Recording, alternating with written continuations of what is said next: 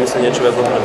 Mali sme veľmi dobré úvody polčasov, v podstate aj ten Šestákov, to nakoniec bol gól, my sme to videli zo spoleného záberu. Tak bohužiaľ docela neordinál, no a škoda, že sa nám to nepodarilo udržať ten výsledok, on strelil krásny gól, no a potom sme snažili zhrať nejaké zabezpečenie obrany, poušťať sa nejaké breaky, no škoda, že nám nevyšlo. Spýtam sa ešte na Míra Karhana, už je jasné, že na šampionát nepocestuje, vlastne on je najskúsenejší hráč, bola by to taká krásna bodka za jeho kariérou.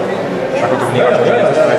Je nám to strašne ľúto, lebo jeho je veľmi ľútobený medzi nami ako náš otec, no a neskončil dobre, ale taký je život proste, treba sa skúsiť dariť a my budeme na šampionáte bojovať.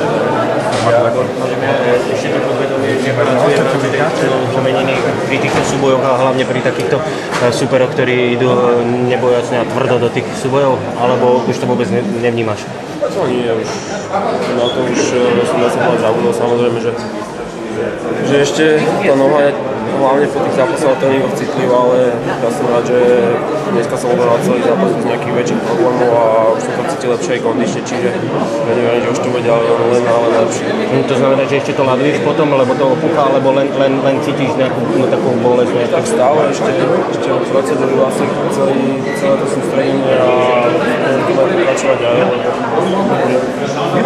Pozorujem na to, že to bude citlivé ešte veľmi dlho, čiže tak nejak s tým sa